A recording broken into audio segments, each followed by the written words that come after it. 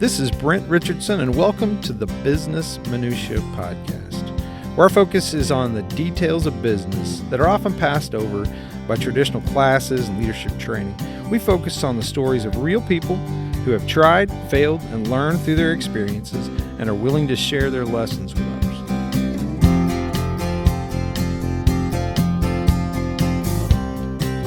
Jamie, have you ever heard of imposter syndrome?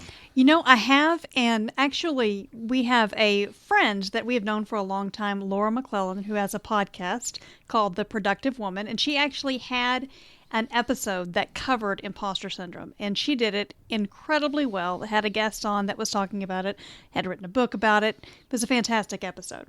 We'll link to that in the show notes.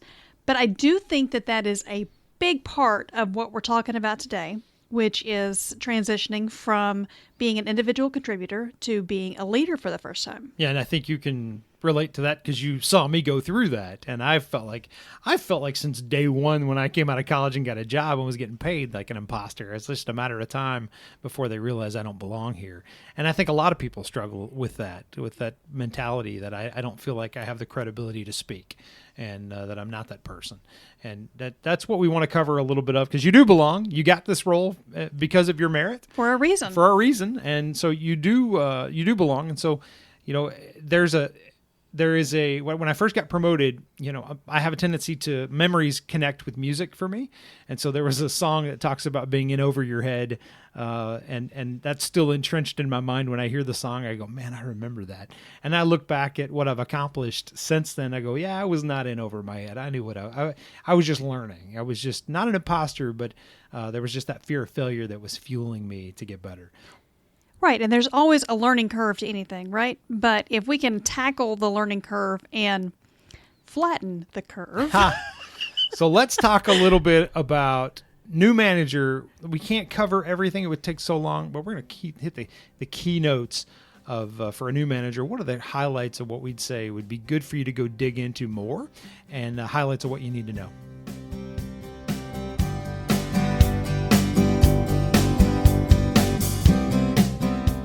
First thing we want to talk about, and this is kind of an odd one to start with, but to me it's really critical, is I want to talk about hope.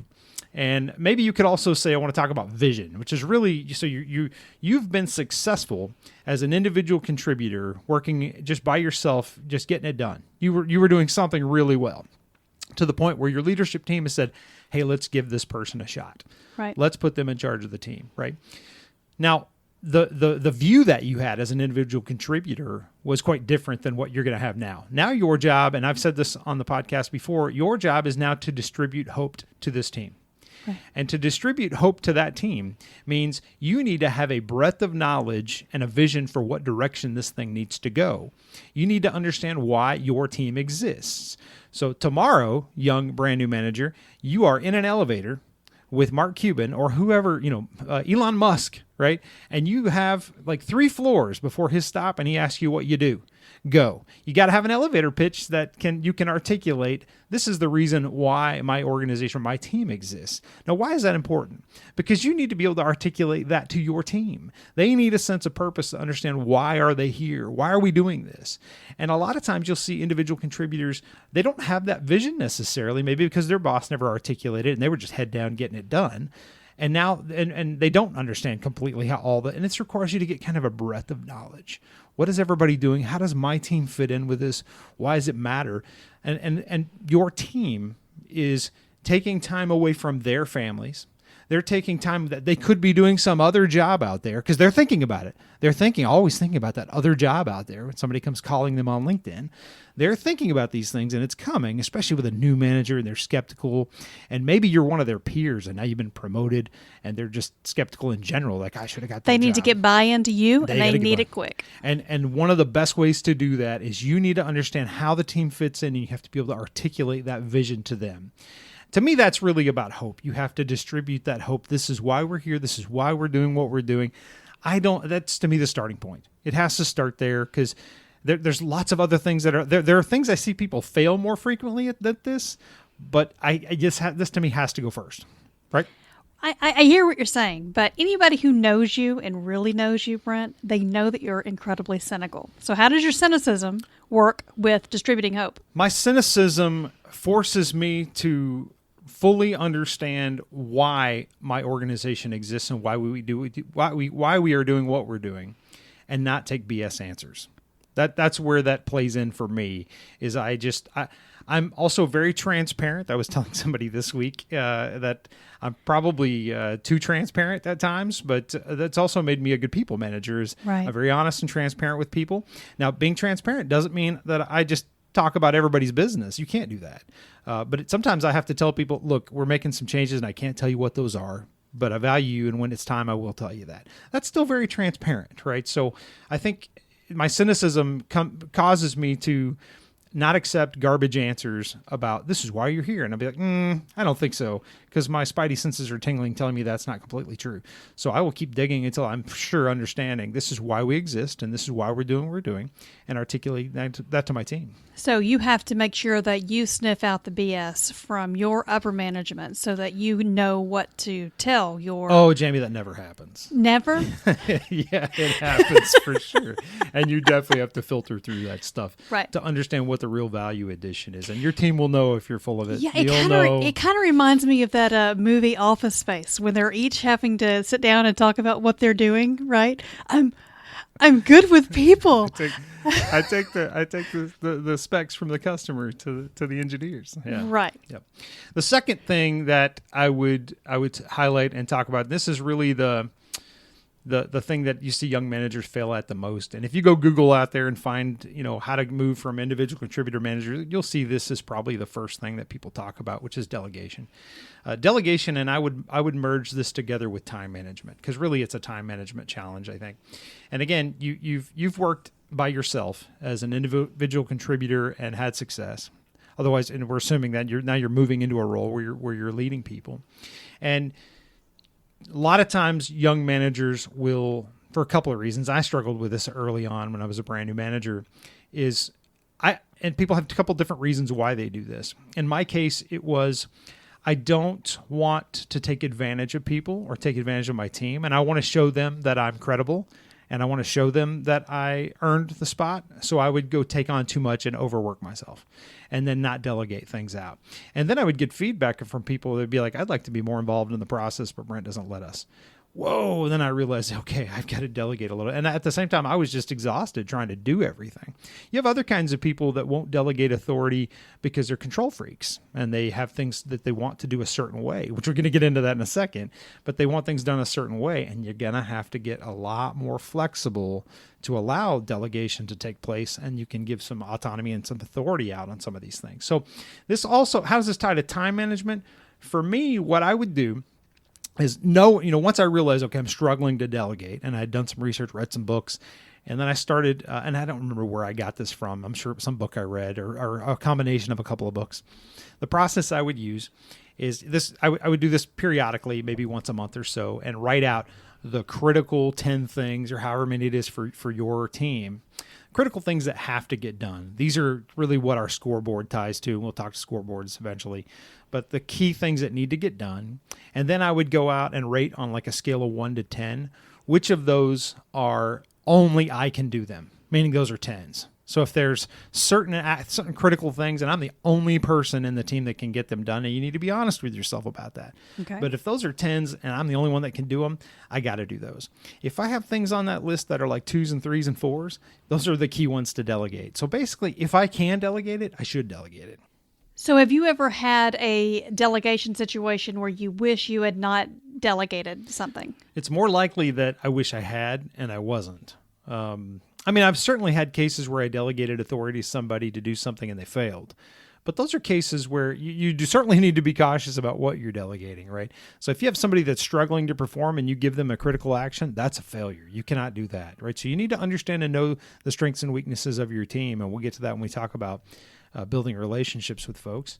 But as you're building relationships and knowing, especially if it's a new team that you don't know, you need to understand and assess. Okay, this is what this person's really good at. This is where they're maybe not so strong, and you need to be able to assess that and delegate the right projects to the right places. Makes sense. Most people will know that. Most leaders are going to be aware. You were a strong contributor wherever you were, so you're already knowing those types of things, and you probably have an idea what the team's capable of doing if you're in and around it. If not, you're going to have a series of conversations with people so that you can assess it and then delegate the things to the right place. More than likely, though, it's people not delegating. And you can always tell because a leader is exhausted, they're overworked. I remember writing this down, and I still have it in my brain with that. I remember thinking that busyness, not business, busyness is not a magnetic quality for a leader. When I see somebody that's just perpetually exhausted and there's never enough time in the day, that's not an attractive thing. I don't want to be around this person. Right. And so when you see somebody who's really just overworked or exhausted, there are a couple things is usually happening. They're struggling to build their team to help them, or they're just not delegating to their team. Now, sometimes they can have a weak team that just is not capable of doing some of the things, But more often than not, it's a trust issue. It's usually their inability to go delegate. Yeah. Sometimes it's trust and they're trying to control things. But also sometimes, in my case, it was just, I just didn't want to take advantage of people. Yeah. Right. And so I was a little timid about asking for help. And now I'm the opposite. If I can delegate it, I will delegate it. I want you to have autonomy to go drive things. I want you to go develop. I want you to go do those things. And I want to use and free my time up to go do something else. Right. Okay. Next thing we want to talk about is age, gender, race, all these kinds of things. Oof. The tough topics to talk, but there's you got to cover these. Yeah. And what I mean by that is, and this really overlaps with another topic that we'll get to when you talk about being agile and flexible, but this one's a little bit different. And I think because a lot of young leaders and managers come in and they may have people that are senior to them in that team. I had a guy who's a mentor of mine that all of a sudden reported to me. Yeah, right? that can be complicated. And I had so much respect for the person, right?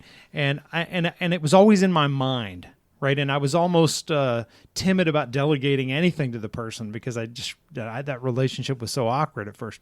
It wound up not being. It wound up being just a great relationship, and we worked so well together. And I love the guy; he's great. But it is something that was kind of a stigma in my brain. And the way I want you to think about approaching, and this could be whether it's age, whether it's race, whether it's gender, anything that creates a stigma in your brain that you're thinking, I may not be able to get this person to follow. Right. Okay. The way I approach this and the way I would encourage you to approach it is the same way that I approach conflict resolution, which is you need to focus on what, not who. Focus on what. And this goes back to that hope point and the vision. Once you have the vision for where organization's supposed to go and where you want to head, where things need to go, that's your what. That's the bearing that everything is kind of really zoomed in on. Focus on the what, even in your conversations as you're leading those individuals, focusing on that and not focusing on who and these deltas and differences. Now, you need to be aware and be conscious that those are, or it's good to be aware and conscious of those differences, but focusing on what is the key there for me.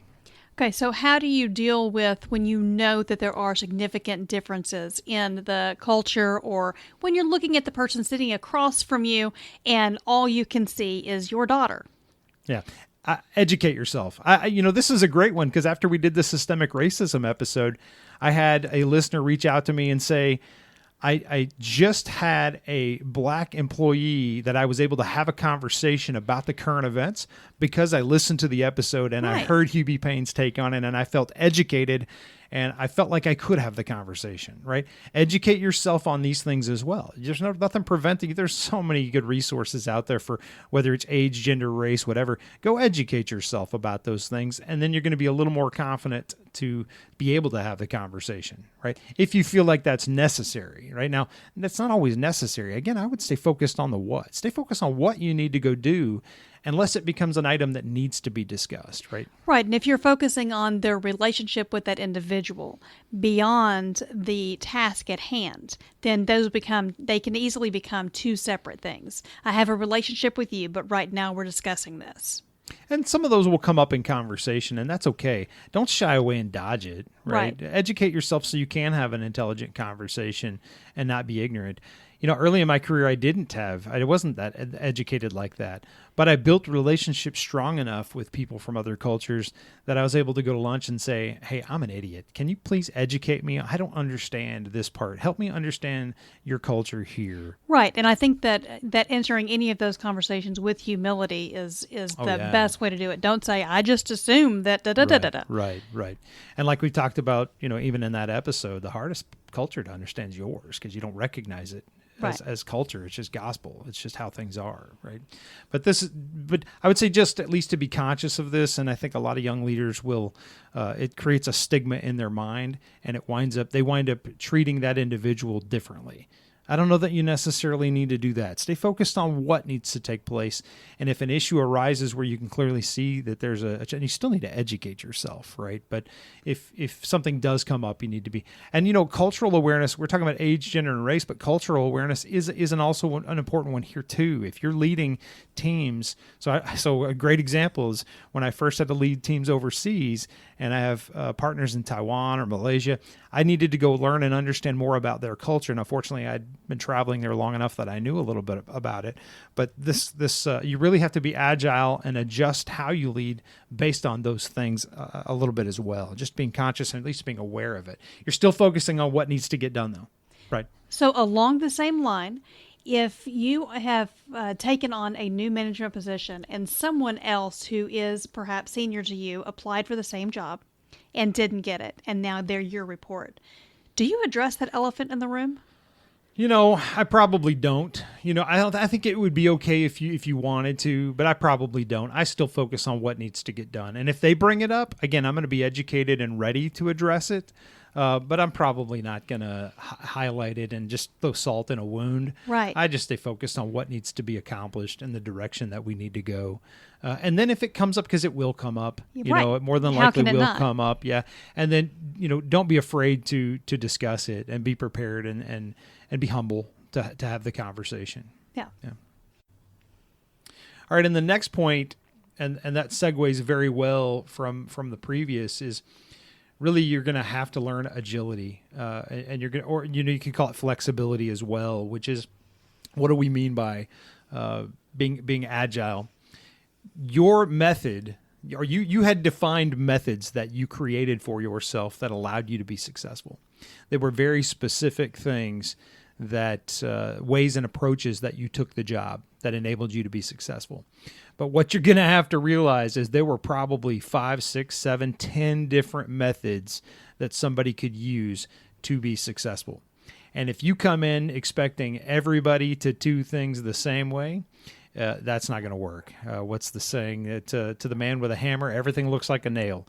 You're going to have to be more agile than that to be able to lead different kinds of folks. Right, and that comes back to like the relationship discussion, right? You have to know who this person is and how they prefer to do a job. And as long as they're getting the job done, you have to let go. Yes, and you've got to be you've got to adapt to each individual to lead in a different way. So the example of that, you're going to have folks in this team that are high performers. They're just great. They're just folks that are just going to get it done.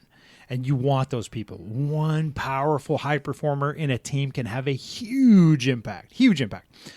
You don't want to be micromanaging that person. You don't want to be that person's going to get annoyed by that and they're going to bail. Now you want to lead them a little bit differently. You want to partner with them. You want to be thought partners and think you want to be, your one-on-ones with them need to be, hey, where do you think we should go next? You want to be getting buy-in. You want to be talking. You can still talk about project execution and what things need to look like here and there, and I think that's still a good thing. But your approach for a low performer might be a little bit different. A lower performer has been struggling to get things done for all kinds of reasons. They probably just don't like the job. You never know. There's all kinds of different reasons, and we could spend an entire podcast episode talking about bottom performers. But if you got a low performer, you're going to have to micromanage a little bit, right? Now, micromanagement has such a negative connotation. We could change the language if you want, but that's really what it's talking about. You're going to have to stay very close to what that person is doing, because your success now is associated with their execution, and you're going to need to help them, right? Now, one of the most rewarding things to me is helping those people. And I think if you can get to where you enjoy that, oh man, management leadership is going to be so great for you because there's no shortage of opportunities to go do this, but you've got to figure out ways to go do that. Ultimately, your process that you're going to use for each one will be slightly different, and you're going to have to learn to be agile and flexible in each case. So is your ideal as a manager to have a bunch of high performers? That's a great question. And no, that is a huge failure. There was early in my career, I wanted a team of all-stars. And I had a team of really, really strong people because we had started with a really big team that had tons of strong people. And over time, we just kind of bled out the folks that weren't as strong. So I was left with these people who were incredible. The problem is, the dream team. Yes, the dream team. Problem is, if you can imagine, okay, we're going to use sports. You brought it up. If we use the dream team, if I have Michael Jordan and Charles Barkley and all of the great players from that team, I'm not going to be able to pay them all Michael Jordan money. Like there's one person that's going to get more than everybody else. And that makes sense. It's like a salary cap. It's a salary sports. cap. Right. And your distribution of compensation more than likely is also a normal distribution. It's going to look like a bell curve. And so there's going to be somebody at the bottom that's getting shafted. And so you got to think about, put your overall company hat on and go, okay, if this person's really a superstar in another organization, I probably should go help them find a home so that they can go succeed somewhere else. Because what's going to happen is if you don't, they're going to leave anyway and just be angry at you because you didn't compensate them effectively. Why not just be transparent and find a good spot for them where they can go be successful? And if you can help them go put them in a position where they're successful, they will advocate for you having helped them in their career. Yeah, I see what you're saying. And it's kind of counterintuitive, but it's like if you're watching a sport and one team has 30 fantastic quarterbacks and another team doesn't, or you have the dream team in basketball, right? If you have a team that they are always going to win, it's not as much fun for the entire company, right? And it also just doesn't work. Yeah. Because it may feel like it does temporarily, but it won't last. Now, you may be in a unique spot at some company or in some location where you can make it work, where right. your compensation is not a normal distribution. So I can see there are exceptions. But I'm telling you, for the most part, that's not how this is going to work. It's going to be distributed fairly normally, and you're going to have a really hard time convincing everybody that your team is a bunch of all-stars. Yeah, so if your backup quarterback would be better served on another team. Find a home on another team where he can go change the world. Wow. And then advocate for you. That is so counterintuitive, right? But it makes so much sense. Yeah, you need to do it. Had to learn that one the hard way. That one was very painful. Okay, next up, we've got 3 little points here around managing up, down, and across. And we'll start with down because that's the first thing you're going to be needing to kind of master. And, I'm going to give you just a few tips and points. This would be 4 episodes of just talking about managing down. So I'm just going to hit some highlights of some key things just to get you flying and get you up in the air and moving. And the first thing I'd say we talked a little bit about already, which is building relationships. When you talk about managing down, building relationships and distributing hope is really the key. And you can't do that until you get to know how your team operates and who they are. What's their kids' names? What are they into? Write this stuff down if you can't remember it. I used to maintain a spreadsheet with a couple of different things, key things about the person just to help me remember. I eventually stopped. I don't have to do that because my memory works well enough. Maybe as I get older, I'll have to start writing stuff down again. But write this stuff down so you can track. The other thing I would keep in that database is how often I was talking to them, what their latest big accomplishment was, and when was the last time I rewarded them in some way, and finding out how are they receiving rewards. We used to talk. There's what's this book called, The 5 Love Languages, right? And it's more on the spiritual side, but I think it has good practical applications in other places. And the concept of the 5 love languages is that everybody receives love in different ways. Some people receive it through verbal affirmation. Some people receive it through physical touch. There's all these different mechanisms and ways that people. The same way, your team's going to be motivated in different ways. Some people are going to be motivated by having certain equipment access in their office, which there's no offices now, but something like that. Some people might be through verbal recognition and affirmation. Some people might by having a choice of projects that they work on. So how do you learn that about the people that report to you? Just ask them. You can. That's okay to just have a conversation and ask. I think I'm pretty straightforward with those types of questions and say, hey, I just want to understand how you're wired. I want to know what gets you up in the morning. What's the thing that you're you're fired up and you're like, I can't wait to get started. Right, and that's presuming self-awareness of the person. Some people just don't know. You might not get a good answer, and that's okay, right? But it's a starting point. It's a starting point. We used to actually have a spreadsheet that we would use that kind of had a normalized. You couldn't rate 10 on everything. Right. And I've used that in the past as well, which is like, it had a list of different possible motivators, and then they'd have to choose basically their top ones and rank them in some way. And that's also okay to do things like that. I think you can be transparent about those things. Okay, so let's get real with this for just a minute. You have just started managing a new team, like you were in the process of transitioning now.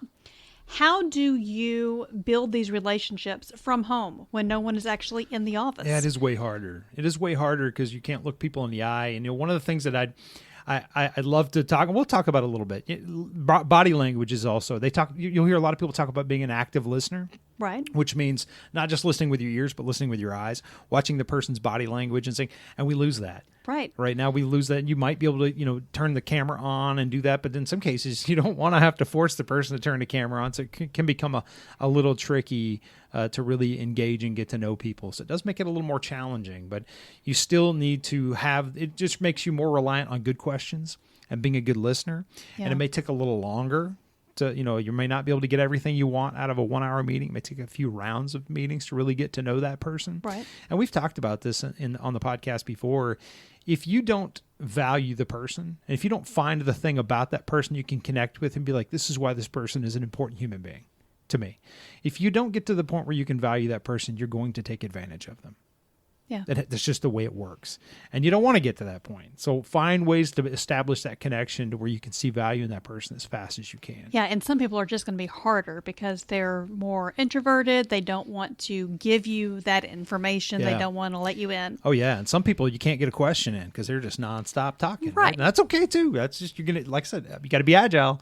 You got to learn to lead all kinds of people and all kinds of personalities. And so just treat that as a learning opportunity.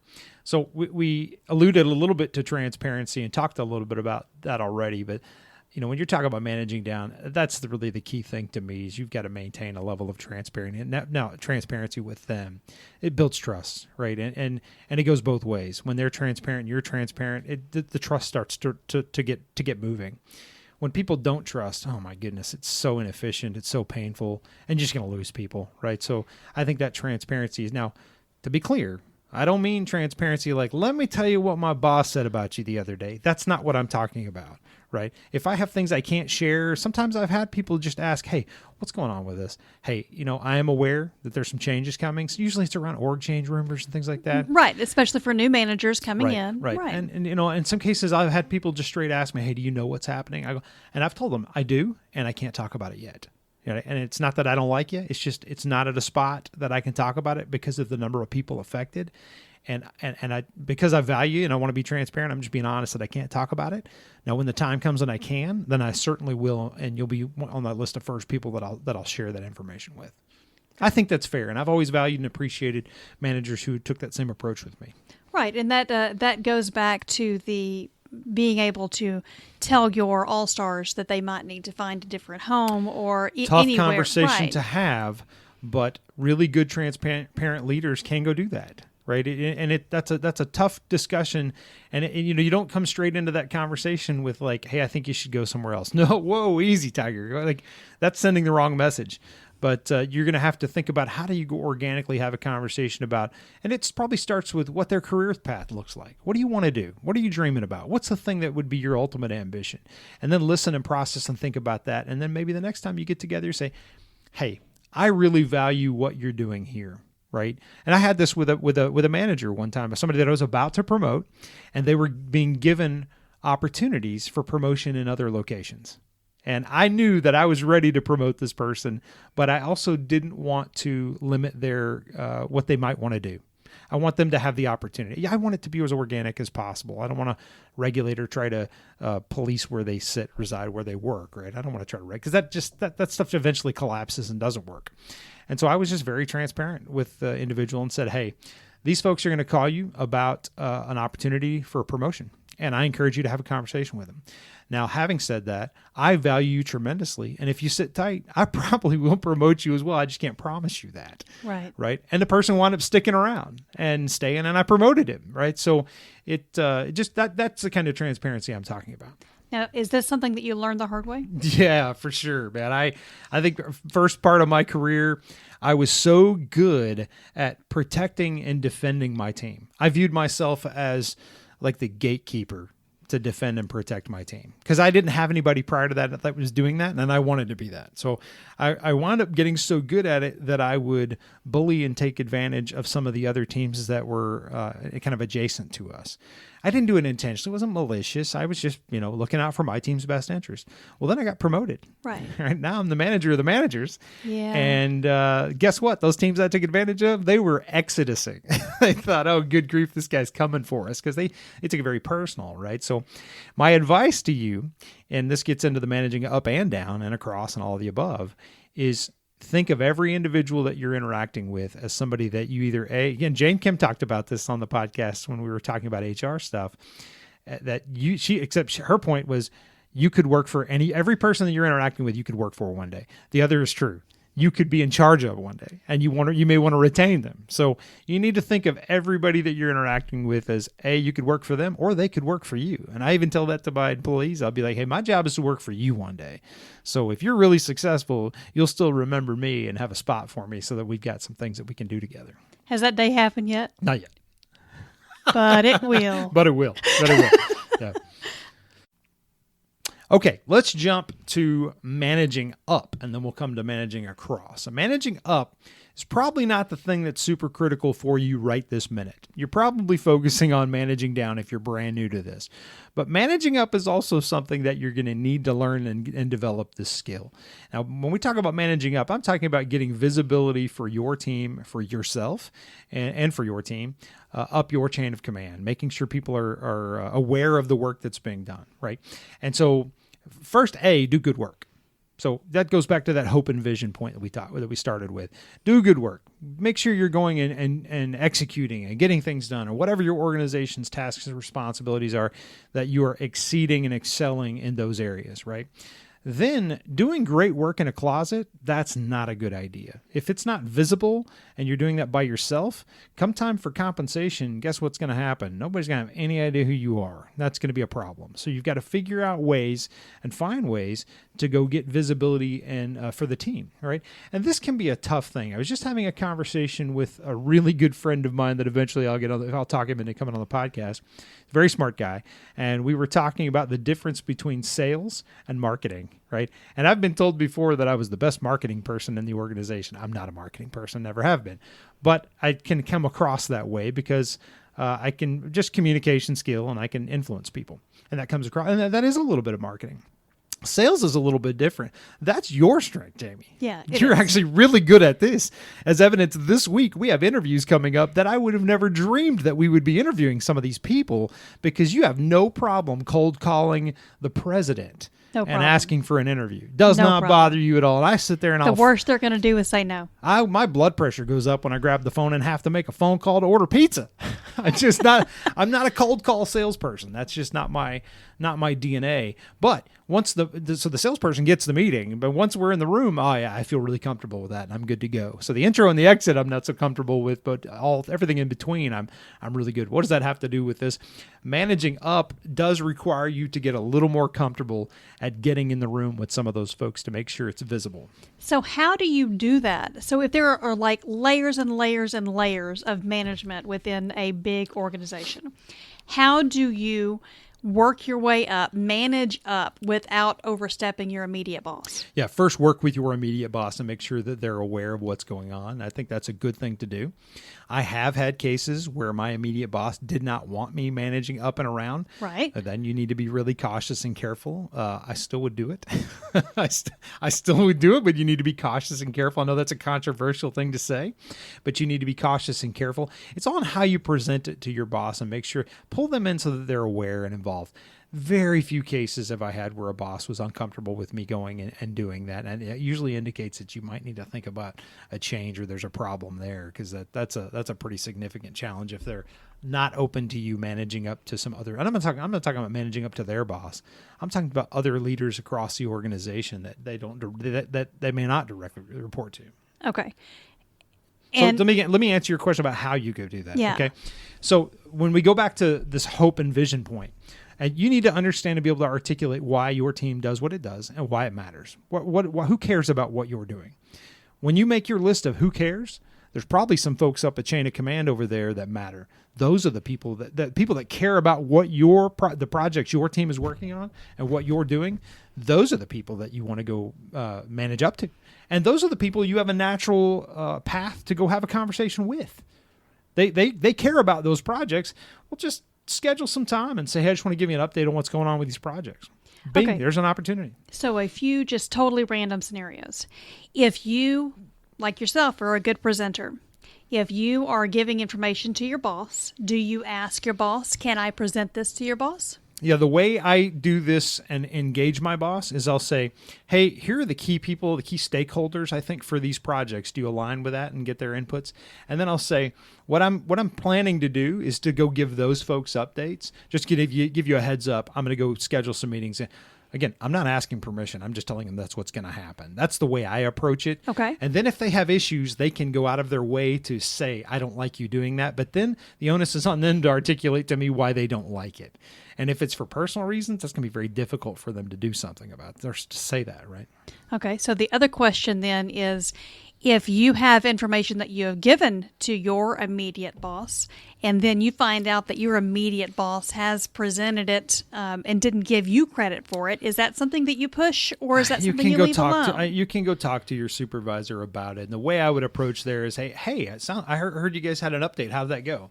And then get the update. Oh, well, we talked about this, and really thanks for your work and blah, blah, blah. Hey, in the future, would you be open if I join in those meetings? Okay. And then see what the reaction is. Take it from that approach. There's no reason to go scorched earth with your boss. Right. Again, we've talked about this before. Your boss probably has some intention behind what they're doing. Right. Right. They may have a concern for why they didn't bring you in there. I've had cases where I had a really great boss tell me, I wanted to bring you in, but this person in the room has an adverse reaction to you because of XYZ. Okay. Oh, man, that's really good feedback. Right. Thanks for taking care of me. Right, and your boss is protecting you. Yeah, this person is trying to protect you. I really appreciate it, and I value that, right? So, and it also says, now I know I have this personal development thing that I got to solve with that individual to make sure that the perception is either, corrected on my side from a personal development perspective, or that I go correct the perception that person sees. So we covered a little bit about managing down and a little bit about managing up, and we just scratched the surface on those just to introduce the concepts to you. There's books like crazy on each topic and resources on each one that you can go dive into. We'll have future episodes, I'm sure, that we get into greater detail. We could dedicate episodes just to each one. Right. But now let's talk a little bit about managing across. My first promotion, I remember being lonely, because the people that I hung out with, went to lunch with, all of a sudden were a little less, they just weren't as transparent with me as they were before, because I'm using quotes here, management, right? And so they were just a little more withheld. I can see that. And so I had to find, my response to that was to find new peers that I could have a little bit different reaction. And I wound up working more closely or hanging out with and doing lunches with other managers. And I went out of my way to go do that. That's a hard thing just to establish. But, I just did it as like, hey, I'm struggling with some things over here. I'd like to compare notes with you. And then we would grab lunch. Something to keep in mind is these are folks that could work for you. If you're successful and you move up again, these are folks that could work for you. So start to build the relationships now, right? Or these folks could be your boss soon. Right. Start to build the relationships now. So a good example for me is when I first started learning to do this, one of the folks that I went and would have lunch with and bounce ideas off of wound up being my boss, something like 5 years later, right? And we already had a really strong relationship, and it made it natural and easy, and it was worthwhile time spent, right? Right. So it seems like the managing down is the most natural, the easiest probably. Well, it's just immediately mandatory. Okay. So what did you struggle with the most in these? Managing up. Yeah. Yeah, managing up was the hardest thing. which is funny. I think today people will be like, oh, you're natural at marketing. No, that was something that I struggled with. You know what I learned that from? Hubie Payne. Yeah, I sat in his office one Friday complaining about something, and he gave me the third degree about this, and I was like, oh, man, he's right. And I spent all weekend coming up with a strategy how to fix it. Yeah. We And need to have him back on. and the strategy that I used in learning to manage up was what I shared earlier, is really just finding organic ways to get in the room with the right people to talk about something. Because I'm not a cold call person, but I naturally could come in and give you an update on what's going on because I already had the expertise there. My team was already all on top of it. And then those usually open doors where they'd say, hey, will you come share with us in our staff meeting? Now, the only time that happens if you're working on something they care about. So those are the people that you want to be reaching out to. Right. And if your reputation is built on transparency and trust and, building relationships and caring about people, then those conversations come a lot easier. So here's a little advanced technique that I'll give you. If you know you want in a certain leader's room, okay, and you need an organic way to go have a connection there, and nothing on your team connects or projects connects with that person, okay, you need to change the work that you're doing and adapt to what's important for that individual.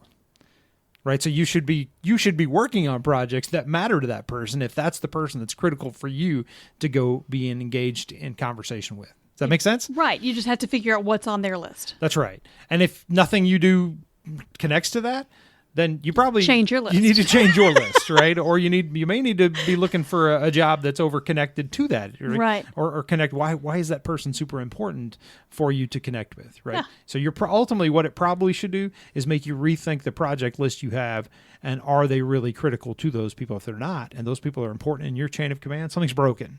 And you need to that think makes through sense, that, right? Yeah.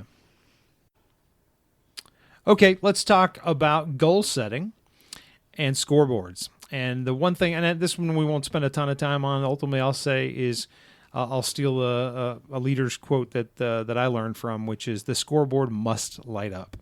The scoreboard must light up.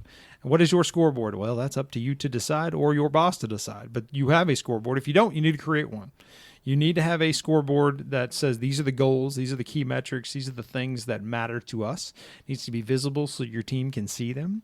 The more buy-in they have to it, the more powerful it will be. So I like to have buy-in in terms of these types of things, and I want my team to capture these things with me. And then we all agree this is the scoreboard, and then the scoreboard must light up. Now, when you say goal setting, do you mean for yourself, for your team, for each individual contributor on your team? Yes. All of it. All of that. All of that. Start with for the team. Okay. And then work your way, and yours kind of tie off to that. But your personal goals, your team ain't going to care necessarily about. Although they probably will if you're really successful. They want you to be successful. But your team's goals and then their individual goals and how they tie into those. And the goals that you're working, if they don't tie into your boss's goals, something's broke, right? Okay. And your boss's goals need to tie. It needs to roll its way up so that. And my goal is always to have team goals for my individual folks in my team. I want their goals and the goals of my team to be on the CEO's dashboard. I want that person's to-do list. I want our stuff to be directly reflected right there. Right? That's my goal. I want our goals to be reflected at the top, because then that first point we talked about hope and vision and purpose, that's very easy at that point. I can say, hey, you guys see your work? It directly ties right there in terms of impact to the company. And how far out are these goals? Like where I want to be next year or 5 years? I think each company is a little bit different. Okay. Each company in terms of their deliverables is a little bit different. In general, I would, people typically look a year at a time. You may be a little bit different. Sometimes our stuff is 6 months out, but there are some people that may have things that need to go a little bit further out. It just depends on what your industry is and what your company does. And so this is kind of your vision or mission or whatever for your particular group. Yeah, we call them deliverable objectives. Well, these are the deliverable objectives that you're trying to accomplish. Let's stick with goals. Yeah, goals. Yeah, keep it generic. Your goals and but it's really your scoreboard. This is the scoreboard so the team can see, and because you're gonna have you should be competitive. But if you're not competitive, you have people in your team that are, and they want to see what that scoreboard looks like, and you use it to motivate people. Use it to drive them. Like the scoreboard must light up. Now, do you have any way that you physically show how you're doing on those goals? Oh, there's all kinds of ways, but usually it just amounts to an Excel sheet with some with some or some kind of database that says, goal is this and red, yellow, green type of thing. Yeah, I envision like those fundraisers that have like the thermometer, right? And the red is reaching this far and this far. I've seen some really fancy ones where people will have it real time updated in some way. Right. And then it's on a display in the office where everybody Right. can see. And I've also seen cases where you can actively see them, on a website. You can go see dashboards and things like this to get at. Right. I don't know that that's super critical. It's just as long as you're updating and reflecting it from time to time, and it's in front of everybody, so it's very clear. And then the last thing that we'll talk about, which is, and we'll have some podcasts dedicated to this in the future, is get a coach, get a mentor. Now, does that mean you should go hire somebody? No, but you can. There are business coaches out there, and I think that's money well spent. We'll be interviewing somebody who's a little bit of a coach and mentor coming up. We've had some on in the past that are really that way. Ken Yankee's much that way. Right. And we'll have others in the future that we interview and talk to. But this doesn't mean you have to go pay somebody, although you can. But just inside your company, there are folks that would serve as good coaches and mentors, and then find and identify somebody there that you can lean on, that you can get lunch with, that you can bounce and get ideas off of. This could be your boss potentially, but I would encourage you to get somebody beyond just your boss. Your boss will have their own agenda and may not necessarily have your best interest in mind. They may, but they may not. But if you can find somebody that has a little bit less of a dog in your fight, that's what I would recommend. Find somebody who is successful. Finding the right coach and mentor is very important. If you don't want to go follow somebody and get advice from somebody that is on a path out the door that's at a track record of failure. Find somebody that's been successful, that's on a path in a positive direction, and that you can seek advice from. So when you're looking for a coach or a mentor, do you try to find someone who is wired like you or someone who is in a different box? Really depends on the phase that I'm in. Okay. I've had success both ways. I've found people that are opposite to help me get some perspective there. And then I've also had cases where I really valued coaches and mentors that were strong in areas where I was strong and I just wanted to get a lot better at. Like we've talked about that on the podcast in the past about areas of when we were talking about performance reviews. In areas where you're strong, if you work real hard, you can get really great. In areas where you're weak, if you work real hard, you're going to be mediocre and nobody cares. So finding people who are strong in areas where I'm trying to get better in my own strength areas. I've had a lot of success in getting coaching and mentoring from people in that space. But I've also been, and again, you don't have to pick just one. You can have 4, you can have 5, right? It's just how much bandwidth you have that you can carve a little extra time for lunches to go sync with people. But having people who are opposite of my style has also been really beneficial because I'm learning a lot there too. Not trying to grow and get better in those areas, but just being conscious and aware of how what value their perspective brings. So to give people a little glimpse into your life that a lot of people probably don't have is you have actually set up a board for yourself. You actually have a group of people that you reach out to anytime you're making transitions or thinking about starting something or stopping something or whatever. Almost like a nonprofit would have a board or anything like that. Do you recommend that for people? You don't have to be official and formal about it, but yeah, I think having a group of people, there's value in sample size. There's value in more than one data point. And so I wanted a diverse group of people that I could get advice from. And so I formalized it. I formalized and had an advisory board of people that I could ping. And I had HR people and lawyers and all kinds of folks that were in that group. And I could ping them and say, hey, here's the situation I'm dealing with. And I would send them very, things that I was dealing with. None of the folks were from my corporate work. There were no dogs in the fight at all. All they cared about was me. Right. So they were people looking out for my best interest because I realized nobody else is, and I'm not doing a good job at looking out for my best interest. So I surrounded myself with people who did, that I could ping and say, hey, what do you think about this? This is the situation I'm in. My boss is doing this. His boss is doing this, and her boss is doing that. And they would say, well, and the more experience you can get from those types of people, the better. And they would be able to say, well, here's my advice. Sometimes I'd get their advice and be like, yeah, that's garbage. I can't use that. And then sometimes you'd be like, all right, that's solid. That's spot on. That's spot on and stuff that I hadn't thought about, right? So I think there's nothing wrong with that. I think networking, this again goes to managing up, managing down, managing across, building relationships. Though that advisory board came from managing across. So spending that network time for years, connecting with people and learning from them in that way. Eventually, I was able to recruit those folks. Hey, would you mind serving in this capacity with me? And that's where that came from. Yeah, there's something pretty powerful about having true transparency and being a relatable person. Yeah, absolutely. So is there anything that you realized that you would have to change when you went from an individual contributor to a manager the first time? Well, it's tough. I mean, the first thing that comes to my mind is I'm reasonably known as, or I was reasonably known as an office prankster. Myself and a few other guys, we would pull some pretty crazy pranks. I'm trying to think of, there's most of them I can't share. I'll get fired. That's how bad they were or how good they were, depending on your perspective. And somewhere in there, once I was promoted, I realized it's maybe so pranks escalate, right? Pranks escalate. You do something small to me. I do something small to you. It works its way up to where eventually we're handcuffed to something. It just eventually escalates out of control. And I realized it's one thing for an individual contributor to do that. It's another thing for one of the leaders in the organization to do it. And I felt like this has to stop. So for example, as a manager, you didn't feel like you could take someone's cell phone, move a tile on the ceiling, and throw it across the building. I don't know what you're talking about. What you missed is that we put his phone in Portuguese before we did it. So while he dialed his phone and listened to it ring in the ceiling, he eventually did get it. And then he sat there trying to figure out how to get it back in English. But yeah, that's a base level, entry level prank. Yeah. They got way worse. And for example, okay. As a manager, you don't feel like that you can go into someone's office and turn everything upside down. Yeah, that was also pretty mild. Yeah. Okay. I think maybe. And for example. But yeah, I also did that. Were there ever, fish involved? Hey, I never put fish in anybody's office, but I had fish put in my office. This is an example of how it escalates.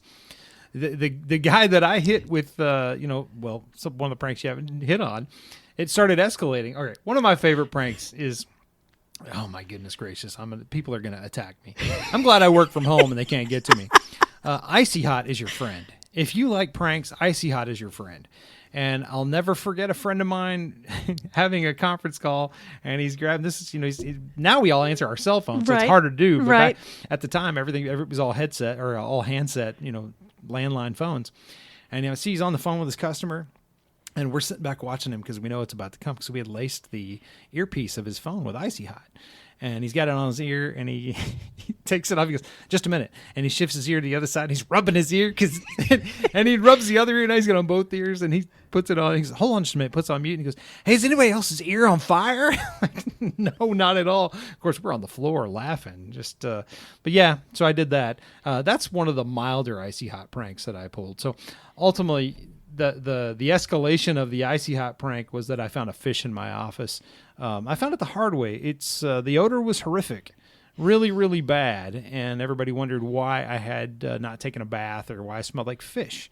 And so, that was enough to be like, yeah, this has to stop. So those kinds of things had to stop when you moved from being an individual contributor to a manager. Sort of. I mean, it's what needed to stop. I like to think for a while I would joke about myself being the Godfather because I wouldn't pull the prank. I would just tell somebody else, hey. What would be great? I'd say, hey, that guy over there? He doesn't feel like he's part of the team. What do you mean? He needs to be included. What do you mean? Oh, prank time. I didn't say nothing. So there was some of that went on early on in my management days. And then I got pranked again. It escalated. They figured out, one time somebody pranked somebody and it wasn't even my fault. And then I got the retaliation and I was like, that's enough. Hey, everybody stop. That is enough. By God, that can't happen. Let's cease and desist. Right. So that's an example of one of the things that I ended for good reason. Probably a good thing. HR partner out there, I apologize if these stories are out, but anyway, enjoy.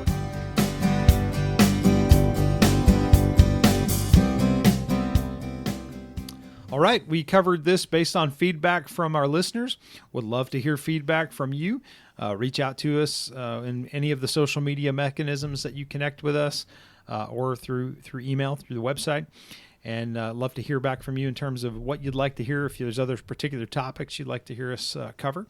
We've had other feedback from people that like to hear us get more involved in what's going on in small business, especially through COVID-19. There's a lot of folks that are out there and their businesses are struggling and they're just not sure if they're going to make it.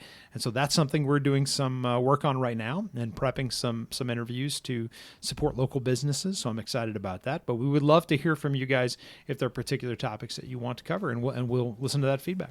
And we truly do listen, and we try to make this podcast what you need it to be. Absolutely. Have a great week, folks.